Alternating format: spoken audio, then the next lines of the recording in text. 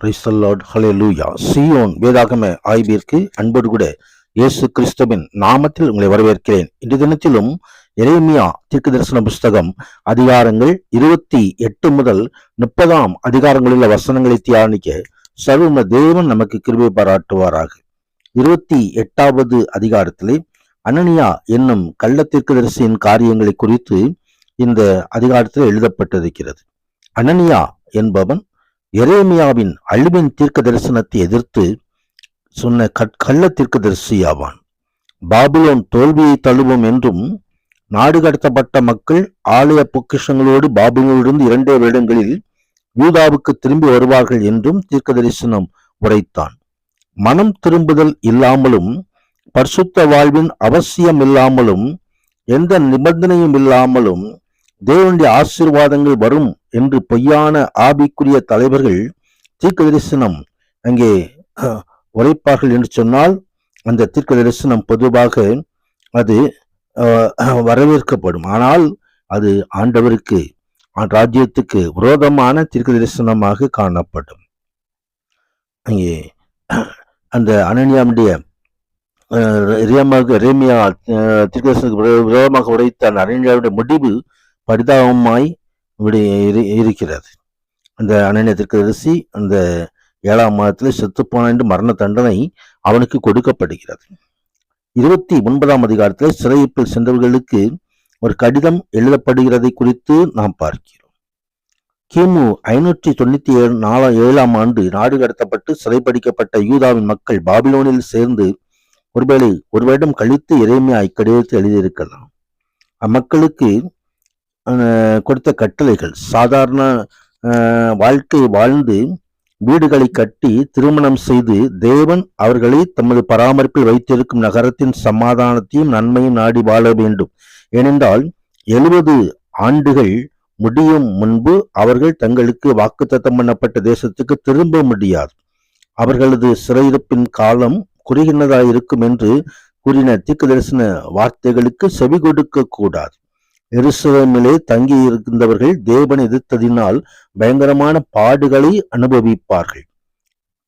ஆண்டவருக்கு விரும்பாத அநேக பாவங்களை அங்கே செய்து கொண்டு ஆண்டவருடைய வார்த்தைக்கு விரோதமாய் நடந்த அவர்கள் அந்த பாவத்தின் நிமித்தம் அவர்கள் அங்க மகா கொடிய வாதைக்குள் கடந்து செல்வார், கொல்லப்படுவார்கள்.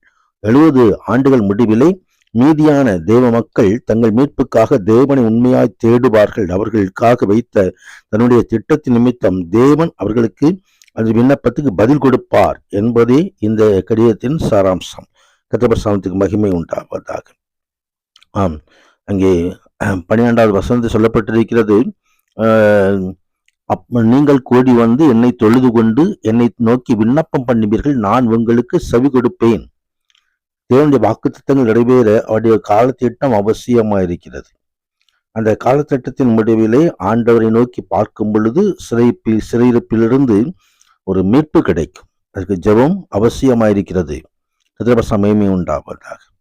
அங்கே செமையாவுக்கு செய்தி எழுதப்படுகிறது குறித்தும் நாம் இதனுடைய செய்தி அறிவித்துக் கொண்டு ஆண்டோருக்கு விரும்பாத பாவங்களையும் செய்து கொண்டு மதிகட்ட செயலாக அந்த காரியங்களை ஆண்டு வெறுக்கிற காரியங்களை குறித்து பார்க்கிறோம். அங்கு நீ எருசலேம் இருக்கிற எல்லா ஜனங்களுக்கும் ஆசாயம் செப்பனியா என்னும் ஆசாரியனுக்கும் மற்ற ஆசாரியர்களுக்கும் எழுதி அனுப்ப வேண்டியது என்று சொன்னால் அந்த காரியங்களை அங்க பாவங்களை குறித்து கண்டித்து எரேமியா எழுதுகிறதை நாம் பார்க்கிறோம். சமயம் என்றாவதாக அங்கே இஸ்ரவேல் அனைவருக்கும் நீ சொல்லி எழுப்ப வேண்டியதால் நெகேமியா செமாயாவை குறித்து செமாயாவுக்கு நான் அனுப்பாதிருந்தோம் உங்களுக்கு தீர்க்கதரிசனம் சொல்லி பொய்யை நம்பினபடியினால் செமாயாவை அந்த சந்ததியை தண்டிப்பேன். ஜனத்தின் நடுவிலே குடியிருப்பவன் ஒருவனும் அவனுக்கு இல்லாதிருப்பான்.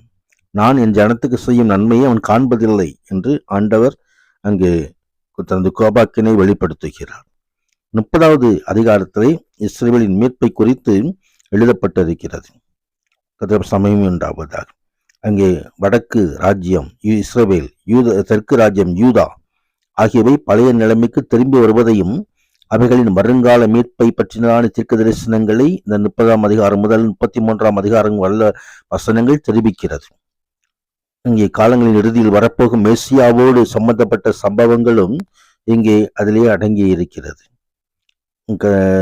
சிறைப்பட்டவர்களுக்கு எரேமியா நல்ல செய்தியை இங்கே கொடுக்கிறார்.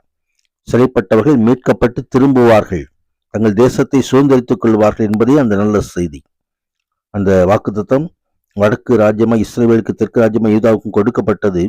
நாடு கடத்தப்பட்ட அனுபவத்தினால் புடமிடப்பட்ட மக்கள் தான் தேவனுக்கென்று மீதியானவர்களாகி மனித குலத்திற்கு நம்பிக்கை அளிப்பார்கள்.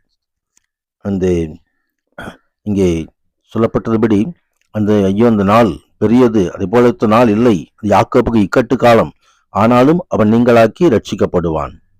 யாக்கோபுக்கு இக்கட்டு காலம், இஸ்ரவேல் ஜனங்களுக்கு கர்த்தருடைய பிள்ளைகளுக்கு இக்கட்டு காலம் தங்களது பாவத்தினால் கடந்து வந்தது. ஆனால் அவர்கள் விடுதலையாக்கப்படுவார்கள் என்ற நல்ல செய்தி அங்கே வந்து கொண்டிருந்தது. வசனங்கள் எல்லாம் தியானிக்க நம்ம வாழ்க்கையிலும் கர்த்தர் மகிமையான ஆசீர்வாதங்களை அருளி செய்வாராக. பரிசுத்த நாமத்துக்கு மகிமை உண்டாவதாக. ஆமீன், ஆமீன்.